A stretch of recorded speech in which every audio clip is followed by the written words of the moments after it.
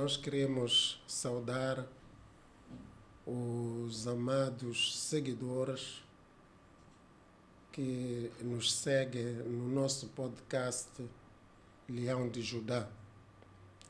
Este é o podcast da Congregação da Paula Nascimento, Ministério Baixa, Igreja Evangélica Assembleia de Deus.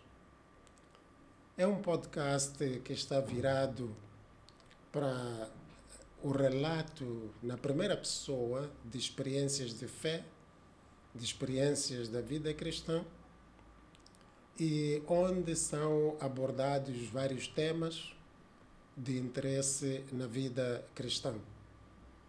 A Congregação da Paula Nascimento está na esquina entre as avenidas Olof Palme e Agostinho Neto. A entrada é pela Agostinho Neto, número 1509. E os nossos seguidores, os internautas, podem nos acompanhar na nossa página no Facebook, YouTube e Instagram. Hoje temos aqui um convidado especial, o nosso irmão Eduardo Pacheco. Ele é o nosso irmão na fé. Ele é líder de uma das nossas subcongregações, que se encontra mais exatamente no Mali. Mas, bom, eu não vou me alongar, prefiro deixar tudo nas mãos do próprio irmão Edu. Irmão Edu, seja bem-vindo a este podcast Leão de Judá. Antes de tudo, queria convidar o irmão Edu a apresentar-se pessoalmente. Afinal, quem é o irmão Edu? Muito obrigado. Aproveitar este momento para saudar a todos os que nos acompanham, em especial a Igreja do Senhor. Sintam-se saudados em nome do nosso Senhor e Salvador, Jesus Cristo. Eu sou Eduardo Pacheco Francisco Nhagul, mais conhecido por irmão Edu. No serviço sou mais conhecido por Pacheco. Se quiser procurar por Edu, pode levar todo dia sem me achar. Então, esse é meu nome. Tenho 39 anos, não é? Graças a Deus, e sou casado. Tenho 3 filhos. Tenho o mais velho, depois temos um casal de gêmeos, graças a Deus. Tem sido uma bênção para nós. Dizer que eu sou um jovem que conheci e recebi a Jesus Cristo por volta dos anos 2002, por aí. E eu fui batizado em 2003 na Igreja Assembleia de Deus da Baixa.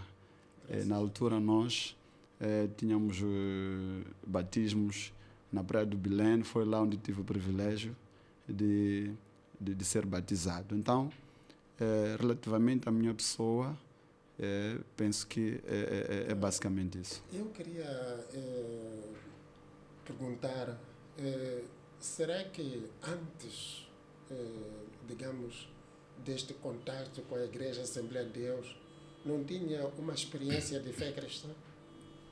A sua família não estava na fé, igreja? Muito bem.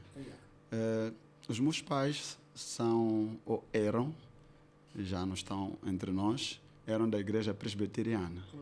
Então, o meu primeiro contacto com a igreja foi na Igreja Presbiteriana, lá onde nós crescemos, em Machaquém. Então, eu frequentava, não porque eu entendia o que era Jesus Cristo, eu simplesmente ia porque os meus pais nos levavam de vez em quando. Era mais uma questão de família. Era mais uma questão de família. Como acontece com muitos de nós, né? É verdade. Sim, nascemos numa família cristã, numa família religiosa e seguimos o passo. Automaticamente estamos ali dentro. Exato. Então, e como é que chega a este ponto de sair da igreja presbiteriana para a igreja Assembleia de Deus? Como é que se deu isso? É por Bem, influência de amigos? É por decisão própria? Como é que foi? bem, aquilo que aconteceu é que a minha família, desde pequenos, nós sempre vivemos em terror em casa. Isto porque nunca houve paz na minha casa, né? Nós crescemos num ambiente de medo, num ambiente de maus sonhos, num ambiente terrível, né? Nós somos 10 irmãos, não é? E recordo-me que nós dormíamos todos na sala. Dormíamos todos na sala. Da mais velha... Por causa do medo? Não por causa do medo. Isso era por causa das condições, que meu pai nos oferecia. Sim. Então, o que acontecia? Naquela altura, cada um de nós acordava, ou melhor, nós acordávamos todos quase à mesma hora.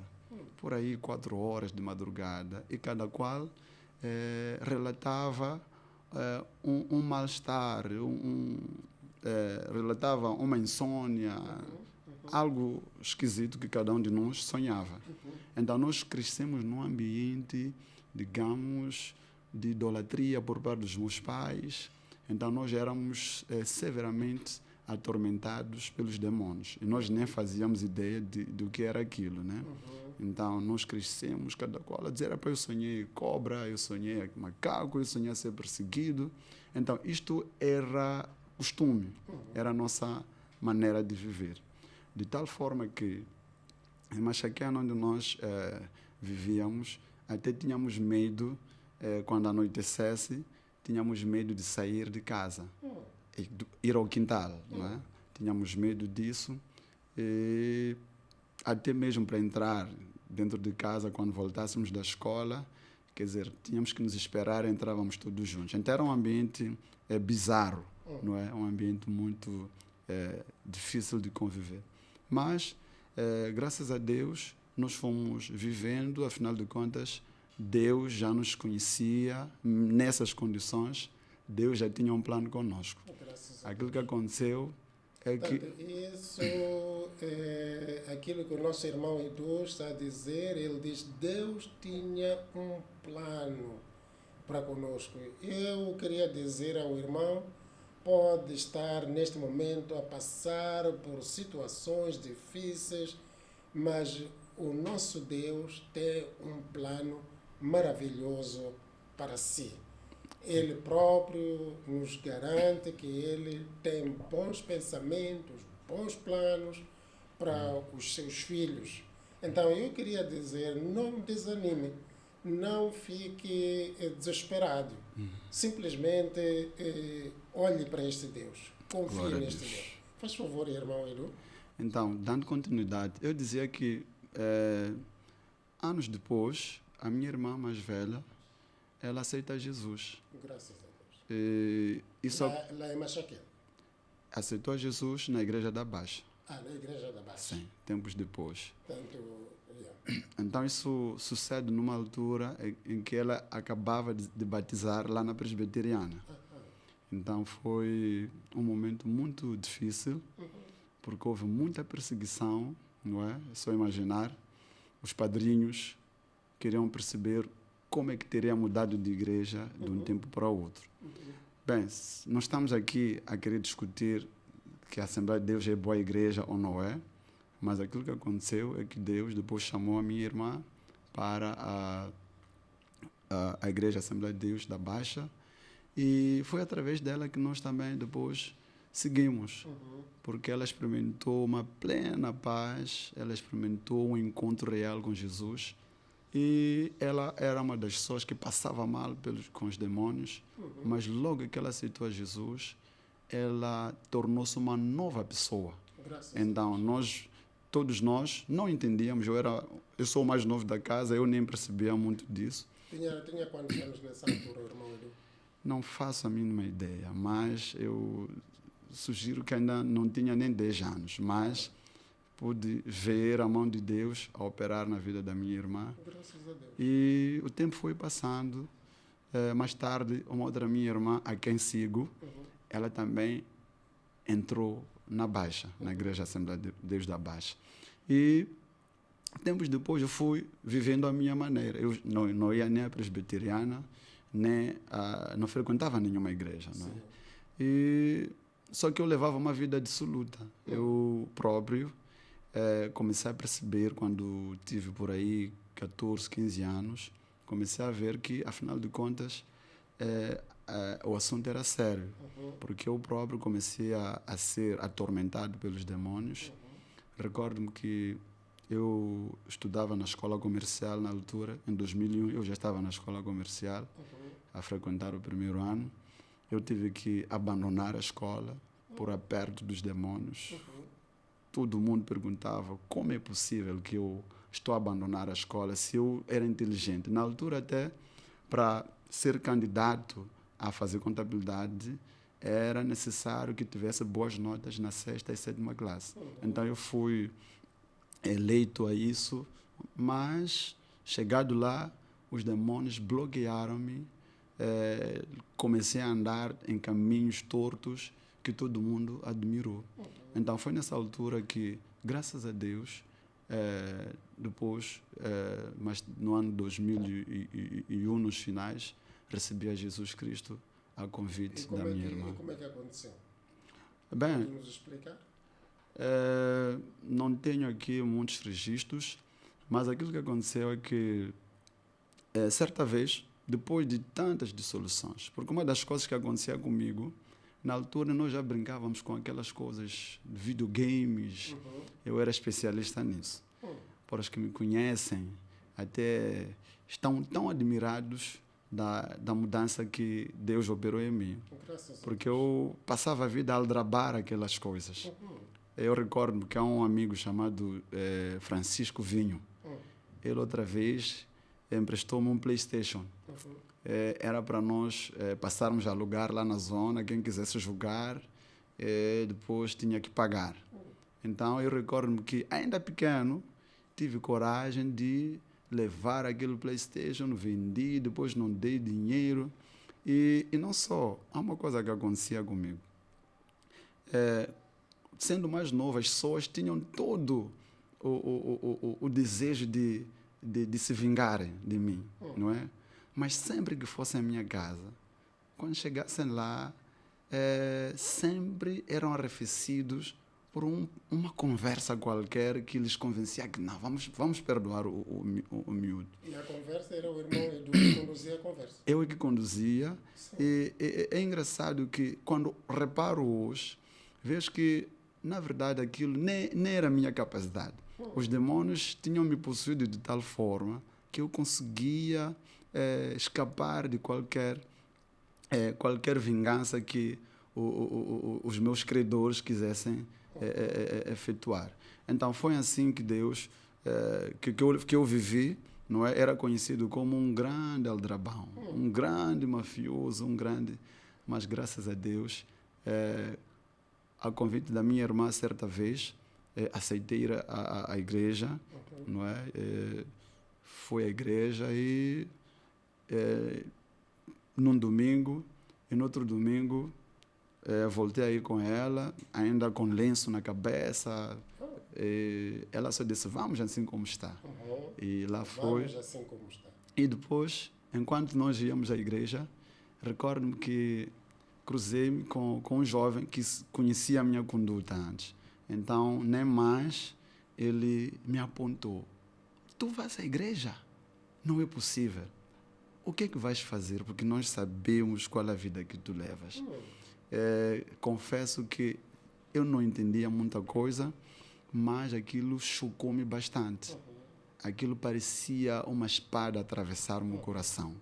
Mas mais tarde percebi que o diabo estava a levantar uma guerra para me fazer desistir. Exatamente. Mas mesmo assim, eu continuei e disse, não há problema, vamos lá. Eu fui à igreja e experimentei um momento tremendo do encontro com Jesus Cristo. Graças a Deus. Muito obrigado, irmão Edu. Nós estamos a ouvir aqui o relato.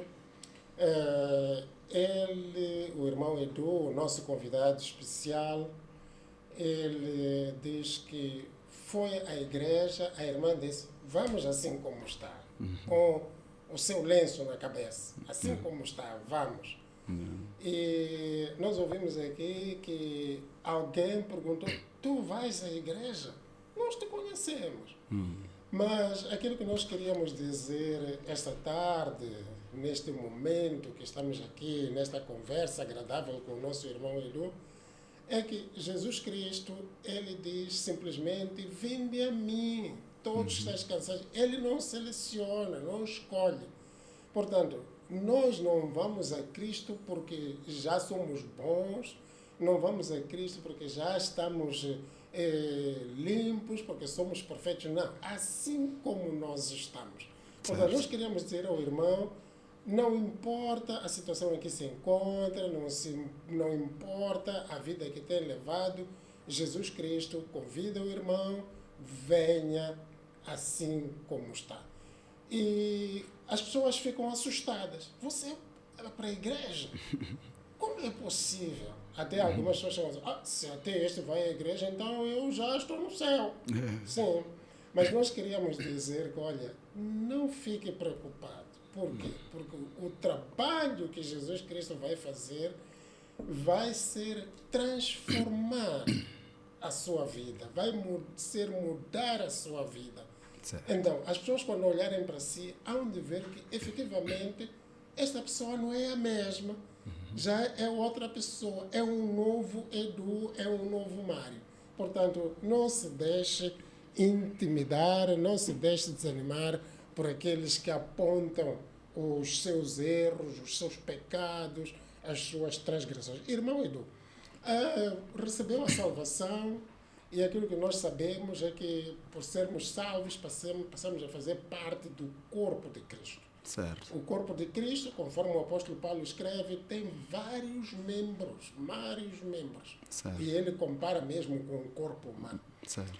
Pode nos dizer alguma coisa sobre este corpo de Cristo? Como é que o irmão Edu se sente neste corpo de Cristo? Sente mesmo que faz parte de um corpo? Obrigado. Bem, respondendo de forma direta, eu sinto-me, eu esperava que o pastor se calhar perguntasse, na altura sentiu-se integrado? Queria dizer que desde aquela altura, logo depois de eu receber a Jesus, não foi preciso esperar o batismo, não é? Porque eu tive um encontro real com Jesus Cristo. Graças a Deus. Recordo-me que foi algo extraordinário, não é? E a partir daquele momento eu me integrei na juventude. Na juventude da Baixa. Graças a Deus. Integrei-me na juventude da Baixa. Eu servia a Deus, louvando a Deus. Tínhamos ensaios, tínhamos estudos, mesmo antes do batismo. Até porque eu, depois, entrei nos estudos dos novos convertidos, Sim. porque eu percebi que, se calhar, tenha perdido algumas aulas importantes. Mas eu entrei mais tarde, depois de ser batizado, porque eu era tão ativo e dedicado à obra de Deus. E, relativamente à questão colocada sobre o corpo de Cristo, eu, na altura, comecei a cantar. Eu cantava a quarta voz, tínhamos essas divisões de vozes, eu cantava a quarta voz, e eu procurei sempre fazer isso com toda a minha força, não é? E depois aprendi a tocar guitarra com um irmão chamado Jorge, foi meu professor, e lá na igreja. Então, eu me integrei logo. Portanto, eu sei que o irmão Edu toca guitarra e canta. Certo. Então, está a dizer-me que quando entrou, quando se converteu e passou a ser membro da igreja, não tinha essa habilidade de tocar. Não tinha. Eu aprendeu lá. aprendi na igreja. E eu sei que toca muito bem. Amém. Graças então, a Deus. Isso é sinal de que Jesus Cristo operou grandemente em si. Jesus Cristo, como é que foi? Explique. Bem, aquilo que eu tenho a dizer é que Jesus Cristo operou e opera ainda. Sim. É extraordinário. Na minha família, ninguém nunca tenha tocado antes, não é? Sim. É um dom que Deus colocou. Estou a começar e tenho trabalhado também muito para que os outros aprendam através de mim. Porque é algo novo que só veio quando eu recebi a Jesus Cristo. Sim. Tinha o meu tio que tocava, mas estou a falar no verdadeiro sentido, né? Na minha família Nhakule, não conheço ninguém, por isso eu devo dar graças a Deus por isso. Então foi uma bênção de Deus. Antes de muita coisa que Deus fez, logo a priori Deus me abençoou com um instrumento musical. A semelhança do Davi, né? Sim. Que ele também tocava harpa e nós ouvimos que quando ele tocasse, até Saul ficava aliviado por causa do seu louvor. Então, eu agradeço muito a Deus por isso. É um passo muito grande que eu devo reconhecer da parte de Deus. Sim.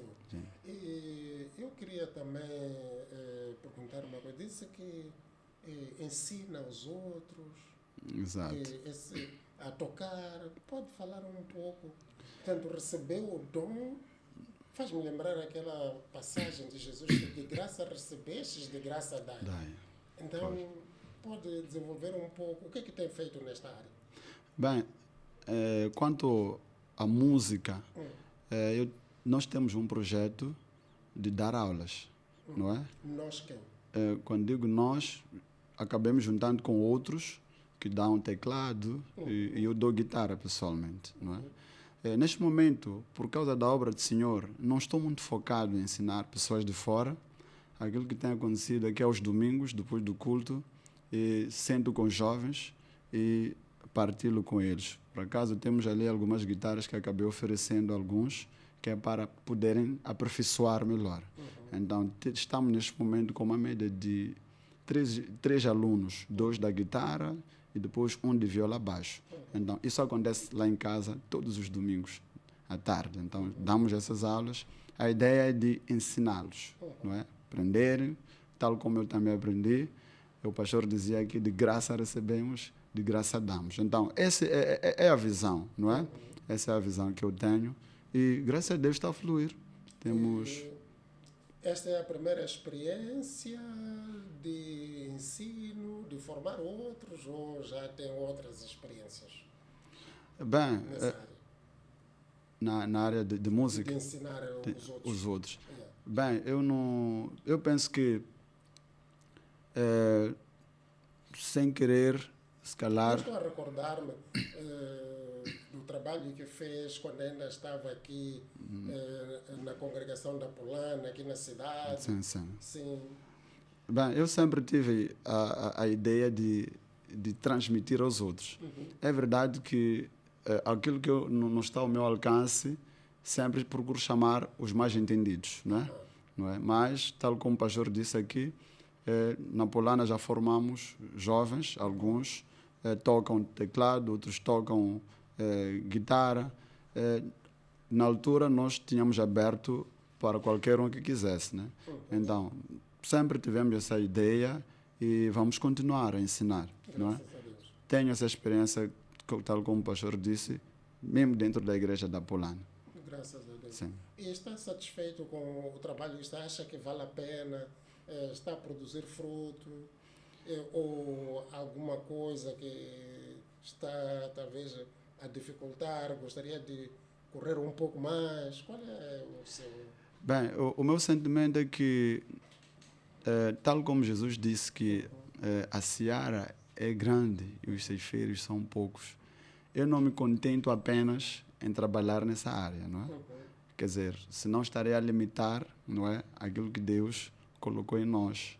Então, essa é uma área importante, mas na casa de Deus tem muitas coisas que precisam ser resolvidas. Então, não me detenho apenas a essa área, né?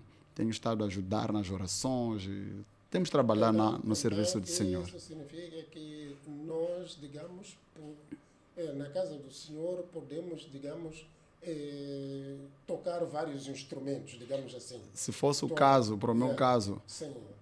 Digo sim, não é? É possível. Aquilo que estou a dizer, mesmo que toque instrumento, não é tudo. A semelhança de Davi, ele tocava harpa. Era uma área de louvor muito forte, muito importante. Mas Davi não se limitou a tocar harpa, ele era rei também. Sim. Ele tinha outras responsabilidades. Exatamente. Então, a música não é o foco principal. A música tem a sua importância, tem o seu valor, principalmente para o meu caso.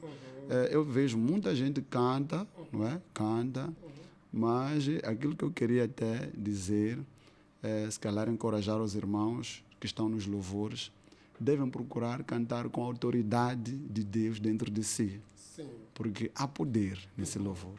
Agora, há pessoas que cantam, mas há adoradores que quando entoam uma canção, mesmo que não entoe com tanta perfeição, mas por causa do Deus que está dentro de si, há um mover de Deus dentro da igreja.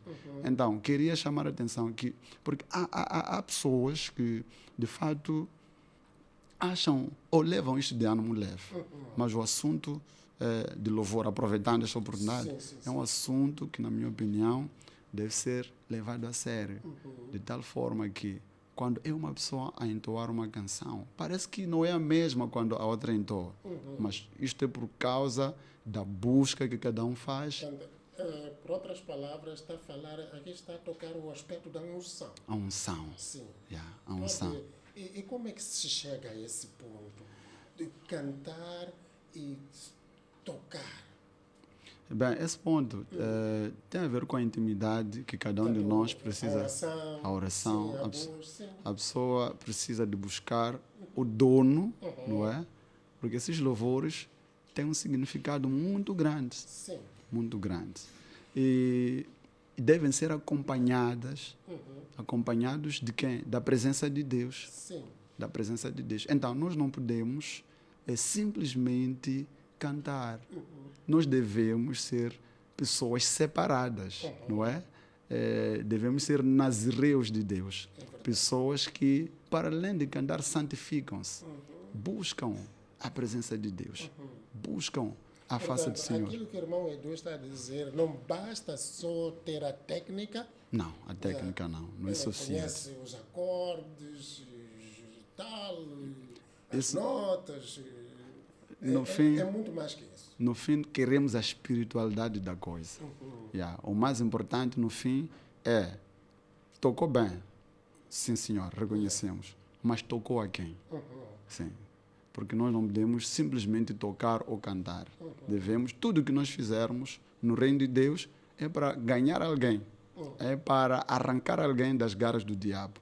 Então, não devemos perder de vista isso. Não devemos perder de vista. Já que estamos a falar deste ponto, vamos sair um pouco, bocadinho, não é? Certo.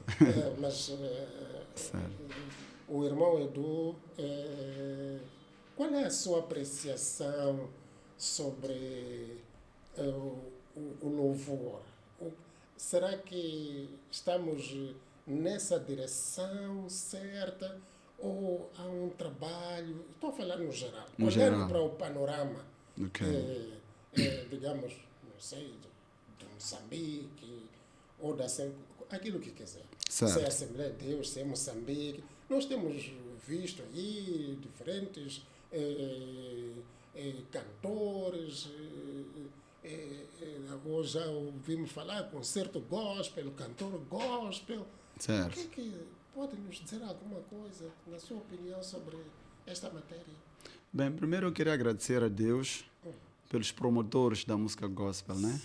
E pelo empenho que cada músico tem dado. Eu tenho visto nas redes sociais, há muito movimento de irmãos, até amigos que têm trabalhado nessa área. Queria aproveitar para parabenizá-los e muita força. Graças a Deus. Agora, indo à questão, aquilo que eu tenho visto é que, infelizmente, por causa de algumas influências, se calhar estrangeiras, a música gospel torna-se comercial, não é? De tal forma que eu tenho um amigo, tenho um conhecido, ele já não pode, mesmo que eu saiba que esse irmão aqui, se for a minha igreja cantar, ele há de mover, através de Deus, ele tem um dom de mover coisas. Infelizmente, estamos a viver tempos em que esse irmão aqui é capaz de dizer que, olha, se não me pagar cachê, X, eu não vou. Então estamos a viver isso nesse momento. Agora, se calhar nós temos que ver isto. Será que é problema do cachê? Qual é o problema real? É problema de custos, porque há que perceber que há necessidade de dinheiro de transporte, não sei o quê. Eu compreendo até aí. Mas aquilo que eu tenho reparado parece que tem tendência de virar um negócio, não é? Que nem é nenhum problema. Só que o ponto é que precisamos de entender que Deus também colocou esse dom, não é, para o seu serviço. Sim. De tal forma que mesmo que este irmão que canta, se ele simplesmente cantar e não servir a Deus, somos abençoados por causa do poder do louvor. Sim. Há pessoas, nós conhecemos muitos, não é? Eles cantam tão bem, mas não vivem nada de Deus. Mas mesmo assim, os que ouvem suas músicas são abençoados. Então, por quê? Porque quem adora a Deus em espírito e em verdade é quem fica abençoado, não é? Alguém pode pregar bonito, enquanto nem vive o que pregou, e eu que vivo, sinto a presença de Deus. Sou abençoado por alguém que nem... Então, para dizer que esses irmãos, na minha opinião, poderiam rever a sua maneira de lidar com isto. Porque, primeiro que tudo, é serviço de Deus. Quando nós vamos a uma igreja, independentemente de ser nossa, temos a missão de ir servir a Deus. Então, ter esse dom, a pessoa não tem bandeira. Não precisa ter bandeira, só posso cantar, só posso louvar na minha igreja. Não, é convidado e tem que exercer o seu dom. Outra coisa que acontece, que eu penso que os nossos irmãos às vezes perdem foco. Na minha opinião, não era preciso alugarmos, sei lá, sítios muito caros, porque a ideia de música gospel é tal como Jesus foi vendido a moedas tão pequenas que qualquer um consegue ter. Se a ideia é ganhar almas através desta música, eu penso que poderiam passar a adotar, arranjam uma igreja, não é? Mesmo se for para pagar, mas arranjam uma igreja e aproveitam evangelizar. Porque se eu vou assistir um show gospel, no Teatro Avenida, por exemplo, eu faço uma longa distância, depois chego lá, só vou a um show qualquer. Depois ganhei alguém, não ganhei ninguém. Quando o objetivo deveria ser ganhar alguém através do nosso louvor. Graças a Deus. O irmão Edu falou aqui de oração. Pode nos falar um pouco sobre a sua vida de oração? Qual é o lugar que a oração ocupa na sua vida? Muito bem. Aquilo que eu queria dizer é que desde lá, quando aceitei a Jesus, sempre fui uma pessoa que gostei de orar. Aquilo que me fez gostar de orar é porque, mesmo depois de aceitar a Jesus, a semelhança de muitas pessoas que estão em Cristo, mas ainda não compreenderam bem. Eu tive um momento em que saí um pouco da presença de Deus. Então, confesso que... No início da caminhada cristã. No início da caminhada cristã. Portanto, fraquejou, recuou. Eu pensei que em Cristo fôssemos só para descarregar as nossas cargas e depois vamos à nossa vida. Que a vida cristã resumia-se nisso. Eu não tinha em conta que é para viver, não é? Então, eu quando senti o alívio, eu disse, já posso ficar a relaxar. Então, quando os demônios voltaram a me atacar, foi quando eu levantei-me e comecei a orar seriamente. Eu estou a perceber aqui que muitas vezes nós vamos a Cristo atormentados, afligidos. Jesus Cristo resolve o nosso problema, ficamos aliviados e temos a tendência a pensar que, olha, agora já estamos bem, voltamos a relaxar, agora já posso viver a minha vida como eu quero. E o irmão Edu está a dizer aqui que, olha, não é bem assim, porque Jesus Cristo, ele diz, olha, não se esqueça que este espírito mau, este demônio, que foi expulso naquele dia que aceitou Jesus Cristo, este demônio ele vai dar uma volta e procura sempre reentrar. Certo. Ele continua a busca de si. Então, se nós nos afastamos do corpo de Cristo, se nós relaxamos, então ele ganha espaço e entra outra vez na nossa vida. E o nosso Senhor Jesus Cristo diz que o estado deste homem é pior do que o inicial. Portanto, uma vez em Cristo, é para permanecer em Cristo. Irmão Edu, é isso, né? É verdade. Pode continuar. Obrigado. Então, depois disso... Então, passou por essa experiência, relaxou. Relaxei, depois o que Jesus Cristo diz no livro de Mateus é exatamente isso. Sim. O meu estado começou a piorar. Sim. Eu percebi que antes de aceitar a Jesus, eu tinha problemas. Mas quando recuei, tinha tantos outros. Então foi quando voltei para Cristo. Eu pedi perdão e a partir daquele momento... E Jesus Cristo o recebeu. Jesus me recebeu. Graças a Deus. Amém. Então, a partir dali, levei uma vida de oração. Sim. Levei uma vida de oração, dedicada a Deus, e era toda hora buscar o Senhor. Era toda hora. Na altura até já entrávamos nas orações de 72 horas. Não que isso... Não estamos aqui para... Pode falar, o que é oração de 72 horas? Pode explicar? Muito bem. Oração de 72 horas é uma oração que não começa de nós, né? Eu acredito que os pastores foram inspirados, segundo a palavra de Deus.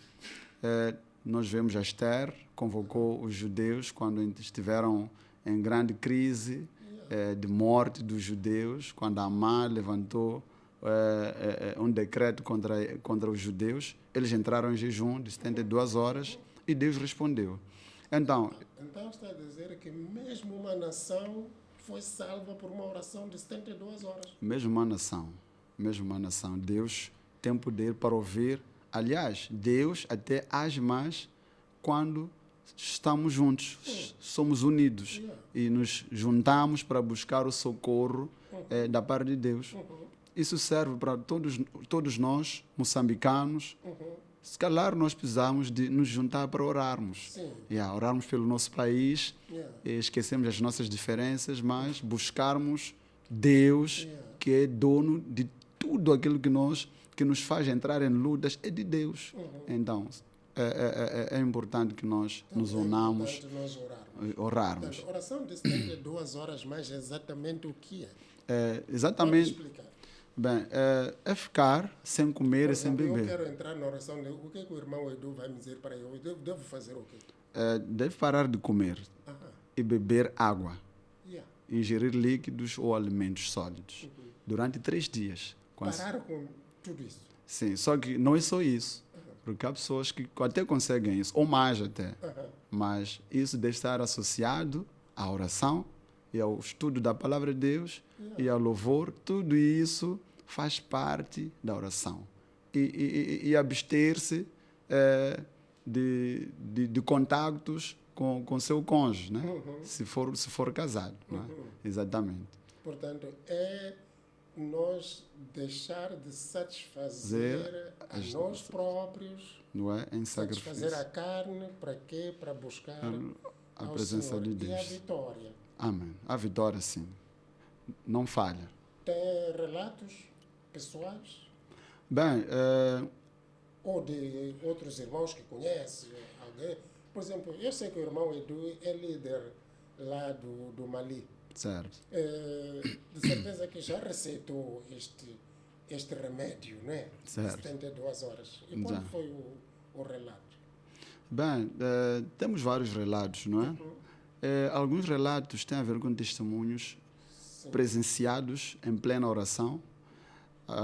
A última oração que nós levamos foi de 48 horas, 2 dias. 2 dias.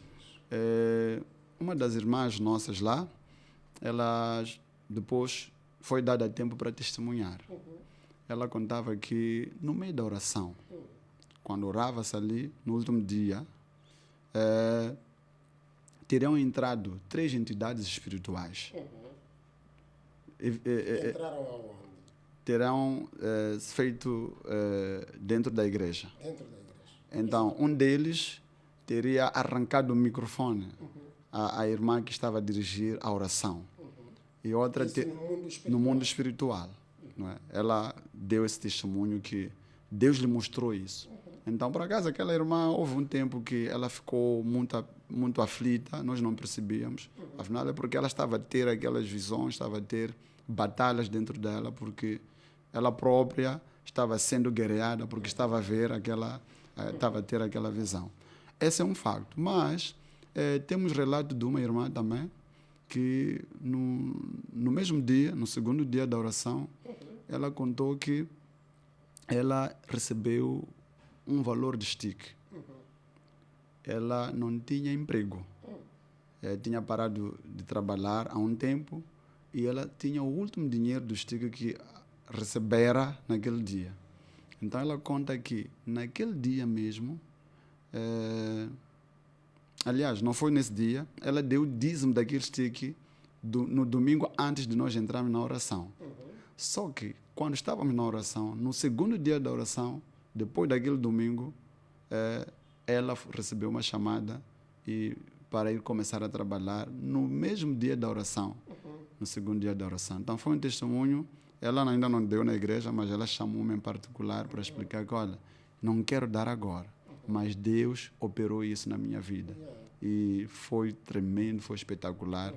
E tantos outros testemunhos que eu pessoalmente... É aquela palavra do apóstolo Paulo que diz que as armas da nossa milícia não são carnais, mas poderosas em Deus. Para a destruição de fortalezas. É verdade. Graças a Deus. Portanto, a vitória quando nós entramos na oração em jejum. Aqui ouvimos o irmão Edu a falar da oração de 48 horas, 72 horas. Portanto, 72 horas significa que são 3 dias seguidos, sem comer, sem beber, abstendo-se de todos os prazeres da carne. Bem, é isso. É isso. Mas isso depende, não é, daquilo que cada um concordar com seu Deus, né? Quando se fala de oração de 72 horas, está-se a falar disso, não é? Agora, portanto, tem que haver um propósito. Tem que haver um Temos propósito. que fixar um propósito. Um propósito. Sim. E não só, é preciso que nós não vamos olhar a oração de 72 horas em como resposta. Não, temos que abrir parênteses, né? A oração em jejum serve de tração. Tração, né? Exatamente. Quer dizer, nós não vamos andar com tração ativa toda hora a pensar que Deus se compraz com isso. Não. Deus compraz-se com quê? Com obediência à sua palavra, com santidade, Sim. não é? Deus não está muito preocupado com sacrifício, Sim. está preocupado com a obediência àquilo que foi dito a Saul. A fé nele. E a obediência à sua palavra. Exatamente. Isso é indispensável. Portanto, como diz Hebreus, sem fé é impossível agradar a Deus. A Deus, isso. Sob o risco de nós, neste podcast, deixarmos uma mensagem de que as pessoas podem jejuar, que tudo vai dar certo, mas jejua e obedece a Deus, tem fé nele. Sim. Qual é a vida que nós levamos? Sim. Então, não vamos aqui banalizar esta arma espiritual que Deus nos deu. Exatamente. Ela funciona, mas nós devemos andar segundo a palavra de Deus. Graças a Deus. Sim. Eu sei que o irmão Edu é um grande pregador. Grande pregador. Não Graças sei. a Deus. Não sei se sou. Eu, pessoalmente, tenho ouvido as suas pregações e sou muito abençoado. Pode nos falar alguma coisa sobre este serviço particular na casa do Senhor? Essa pregação. Bem, primeiro, eu não sei se sou grande pregador. Não, duvido muito que seja, Sim. não é? Mas aquilo que eu queria dizer é que a pregação é o ponto principal, é o alimento que Deus tem colocado através dos seus servos para que a igreja seja fortificada espiritualmente. Não é? Podemos até louvar, podemos fazer tudo, mas depois falta a refeição principal. Então, é a pregação. Agora, não sei se o pastor quer saber como é que eu cheguei a esse ponto. Sim, pode nos explicar como é que foi assim. Bem, eu não sou, digamos, não tenho assim muito a dizer sobre isso, mas aquilo que aconteceu é que não se ensina ninguém a pregar. Não se ensina ninguém a pregar. Tudo foi por causa das oportunidades que o próprio pastor Mário foi me dando ao longo de muito tempo que eu estive na Polana. E desde pequeno recordo-me que quando eu levantasse para pregar, mesmo na nossa célula de oração, diziam, eu queria aproveitar e dizer que eu cresci um pouco com o pastor Narciso Zandamela. Eu ia para a casa dele, jogávamos lá a bola com os filhos, por aí em diante. Então, depois de eu estar na Baixa, fui para lá, para Machaqueano, onde sempre estive a começar obras, trabalhos do Senhor. Deus sempre me ajudou a trabalhar com aqueles que estão a iniciar. Então, naqueles sítios pequenos, quando eu me levantasse para pregar, eu recordo que o pastor Narciso dizia: "Epá, você há de ser pregador." Graças a Deus. Ele uma vez me convidou para ir pregar na igreja lá em Liberdade. Sim. Então, quando fomos pregar, confesso que eu nem sabia qual era a dimensão daquilo. Eu recordo que abri Êxodo, capítulo 20, e preguei ali na criancice. Mas ficaram todos abençoados, pá. E o pastor Narciso disse: "Epá, se eu tivesse um sítio, eu te arranjava.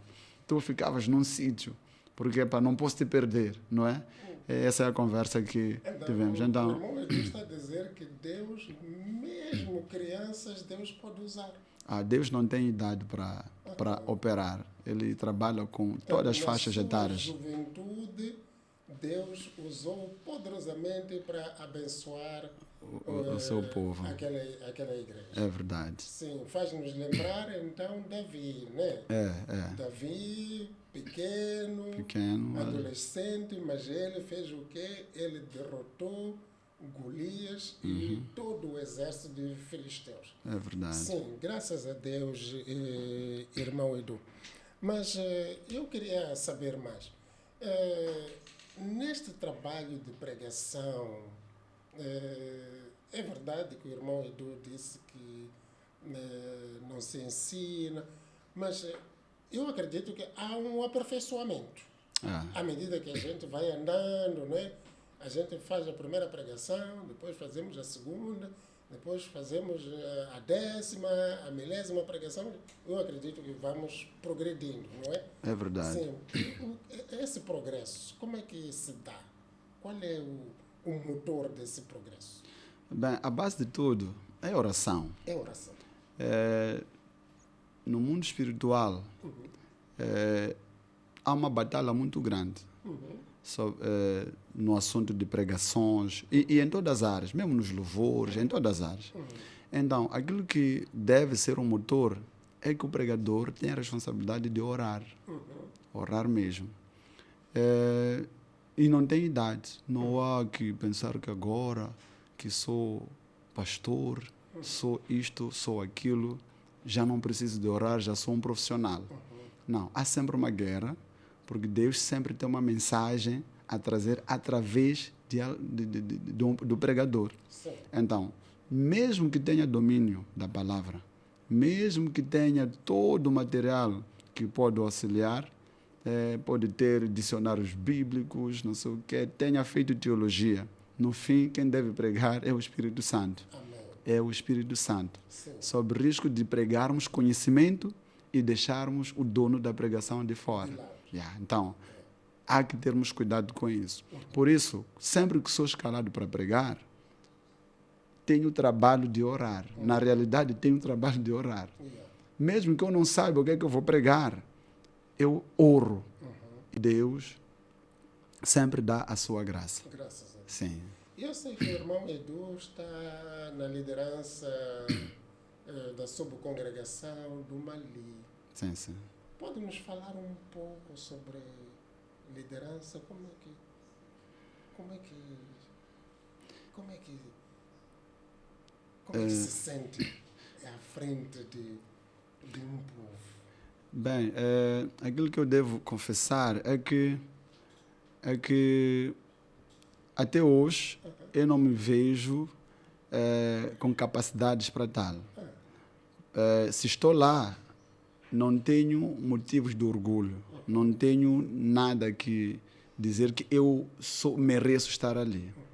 Por isso quero aproveitar e dizer que aquele que acha que é bom para liderar está muito distante. Está muito distante de ser bom, está muito distante de liderar. Então, eu comecei com esse trabalho depois de várias contendas com o Espírito Santo dentro de mim. Porque eu nunca quis assumir. Se alguém me disser hoje, você já não é líder, para mim estará a dar um alívio muito grande, porque não é fácil liderar o trabalho do Senhor. Então, admiro pessoas que disputam por isso, que lutam com os pastores. Desculpe-me, desviamos um pouco. Quando diz que não é fácil, o que é que quer dizer com isso? Quais são as dificuldades? Primeiro, é que um líder carrega a igreja. Carregar a igreja não é necessariamente a estrutura do templo, mas são as pessoas que esperam uma solução do líder. É na área espiritual, é na área material. A pessoa, quando não tem algo para cozinhar, conta com o apoio do líder. Então, o líder é um escravo de Deus, não é? É um servo de Deus. O líder não é um ministro que de andar aí com a escolta. É uma pessoa que está para servir aos outros. É preciso que as pessoas estejam cientes. Então, quando fala de escravo, significa que até certo ponto o líder não é dono de si próprio. Não é dono de si próprio. E isso tem implicações em várias, mesmo na vida familiar. É verdade. Sim, pode falar um pouco sobre essas implicações. O que é que acontece? Bem, o que acontece efetivamente é que, se olharmos para o plano material, o líder tem que estar preparado a desviar seus recursos para apoiar os irmãos da igreja. Sim. Tem que estar preparado para alguém lhe bater a porta e dizer, olha, não tenho nem sequer uma caneca de arroz. E tem que estar preparado para tirar do seu rancho e oferecer. Estou a falar do plano material. Mas no plano espiritual, o líder tem que estar em altura de se dar tempo, não por orar por si, pelos problemas que os irmãos lhe apresentam. Exatamente. Então tem que se dar tempo de orar por eles, de orar pela igreja, orar pelo bairro onde a igreja está instalada. O líder tem muitos inimigos. Em cada bairro temos domínios espirituais que reivindicam o domínio da zona. O líder está sujeito a tudo isso. Então não é nenhum mar de rosas, é um trabalho muito sério que ultrapassa, na minha opinião, qualquer outro cargo que nós podemos imaginar. Não é? Ultrapassa ser ministro, ultrapassa ser qualquer cargo de chefia. Ultrapassa, é muito mais pesado. E não só o líder, é responsável pelas pessoas no plano espiritual. Deus vai cobrar do líder as almas daquelas pessoas. Então, o líder tem uma responsabilidade muito grande.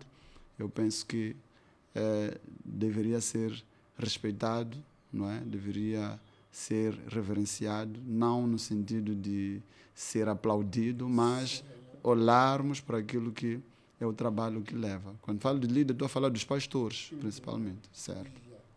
E eu queria perguntar uma coisa. Nesse seu trabalho de liderança, lá no Mali, onde está, sente-se realizado? Sente que está a fazer algo útil na obra do Senhor? Pode dizer alguma coisa? Tem realização plena? Tem satisfação por aquilo que está a fazer? Ou depois de tanto, porque falou aqui de dificuldade aqui, depois aqui, ali, depois outro aparece, depois, não chega um momento que diz, ei, meu Deus, eu acho que não é este o meu... Pode dizer alguma coisa Bem, assim? eu penso que, Nunca lhe aconteceu assim, sentir que pá, eu devia depor e recuar? bem, esse sentimento sempre vem, sinceramente falando, sempre vem, mas mais do que isso, vem o problema das almas. Porque agora, a nossa, nós não reivindicamos, ou não reivindico a liderança em como eu quero ser líder. Mesmo se eu quisesse deixar, a questão é, e as pessoas que nós já pregamos a palavra vão para onde? Vamos para onde? Porque o líder tem uma ligação com as pessoas. Sim. Pode ir uma outra pessoa liderar, mas pode não fazer do mesmo jeito e as pessoas estão habituadas a um ambiente, ok? Então, aqui o que está em jogo é que o líder é chamado para trabalhar numa área, não é? Então, cada um deve se abraçar o trabalho que foi dado, porque eu posso imaginar que posso ser líder em Gaza, enquanto Deus não me chamou para Gaza. Então, cada um foi dado um povo para conduzi-lo. Exatamente. Então, eu sinto que estou comprometido mais do que com pessoas, digo mesmo com o pastor Mário, não estou muito comprometido com o pastor Mário, mas estou comprometido com o pastor Mário e com aquelas pessoas e, acima de tudo, com Deus. Amém. Graças Com a Deus. Então, o que nos move é Deus a cuidarmos das pessoas, não é? Porque o que está em jogo, no fim, Deus nos deu a responsabilidade de conduzir as pessoas a Jesus, Graças a a Ele. Deus. Então, é por causa disso que não tem volta. Nós nos alegramos em ver pessoas que não conheciam a verdade, agora já conhecem, e estamos felizes em ver essas pessoas a progredirem, a libertarem-se, a casarem-se, a fazerem a vida. Eram prisioneiros dos demônios, agora já não são. Essa é a nossa maior realização. Mesmo que não tenhamos muita coisa, o nosso maior orgulho é ver alguém que levava uma vida, agora já não leva por causa de Estava Cristo. no fundo do poço Exato. e agora está livre, tem uma vida nova, uma vida com esperança, com perspectiva, com futuro. Exato. E, irmão Edu, nós estamos já no fim da nossa conversa, uma conversa muito agradável, mas o tempo Nos é foge. contado. Amém. Sim, sim. Eu queria deixar alguma mensagem para aqueles nossos irmãos que nos acompanham? Se calhar eu deixo aqui uma mensagem que diz assim: nós quando vamos a Cristo, não sei se é por causa das pessoas que pregam para nós, a primeira vez, sempre temos o entendimento de que em Deus vamos para receber. Quando fala-se de Deus, nós estamos de mão estendida para receber. Mas aquilo que eu queria dizer aos irmãos que vão se convertendo, aos irmãos que já estão há muito tempo na igreja, alguns estão sentados, não fazem nada, aquilo que eu queria deixar é a recomendação de precisam de compreender Jesus Cristo, saberem qual é a vontade dele nas suas vidas, quais são os planos, porque Deus não nos chama para sentarmos, não é? Então precisamos, agora já recebemos o descanso, já somos salvos, agora o que é que Deus quer de nós? Cada um de nós precisa de se fazer essa questão e começar a trabalhar, porque há muito trabalho e o trabalho de Deus não se resume em pregar. Temos muitos crentes que querem ser escalados, até fazem confusão com o pastor. Você não me coloca para pregar. Queria dizer a esses irmãos, vamos pregar lá fora, se for o caso, se o pastor não nos escalar na igreja. E queria dizer, você que está sentado acha que não é útil, fique sabendo que é muito útil e Deus tem algo para si. Precisa de compreender qual seja a vontade de Deus na sua vida. Amém. Irmão Edu, pode fazer uma oração para abençoar aqueles que nos acompanham? Temos de orar. Então vamos orar. Pai, muito obrigado. Te dou graças, Senhor, por este podcast, por esta conversa que tivemos aqui. Eu quero orar e entregar, Senhor, a vida de todos aqueles que nos acompanham. No nome de Jesus, Senhor, através desta conversa, Eu oro e peço para que o Senhor possa transformar a vida de alguém e que alguém possa receber a Jesus como Senhor e Salvador da sua vida. E que aquele que estava ocioso na sua obra possa se levantar, possa pegar na sua cruz e possa te seguir. Porque a tua palavra diz que aquele que quiser me seguir deve negar-se a si mesmo e deve pegar na sua cruz e seguir. Pai, abençoa em nome de Jesus o nosso pastor, abençoa, Senhor, a todos, para a honra e glória do teu santo nome. Nós oramos e agradecemos, agora para sempre. Amém. Muitíssimo obrigado, irmão Edu. Amém. Foi um prazer muito grande tê-lo aqui conosco. Amém. Estou certo que vamos ter a oportunidade de continuar a conversar. Certo. Há muitos outros assuntos que Amém. nós estamos certos que o irmão Edu pode dar um contributo muito grande. Amém. Chegamos ao fim de mais uma emissão do podcast Leão de Judá, um podcast da Congregação da Apolá Nascimento e Ministério Baixa da Igreja Assembleia de Deus em Moçambique.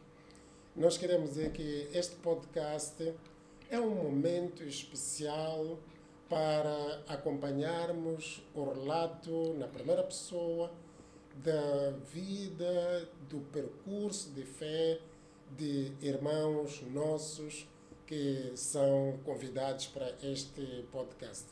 Queríamos dizer que estamos presentes nas nossas páginas do Facebook, YouTube, Instagram e fisicamente estamos localizados na esquina das avenidas Olof Palme e Agostinho Neto. A entrada é pela Agostinho Neto, número 1509. Desde já fica o convite para o irmão se juntar a nós para buscarmos a face do Senhor.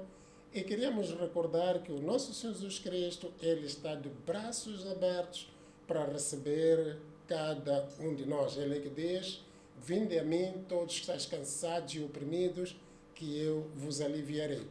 E Ele não está a dizer que primeiro deve melhorar, mudar a sua vida, ser perfeito. Não, não, não, não.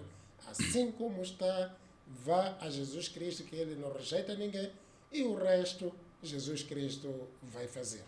Eu queria agradecer pela sua atenção e que Deus abençoe rica e poderosamente. Amém. Amém. Muito obrigado, irmão Edu. Muito obrigado. Deus abençoe. Abençoa. Amém.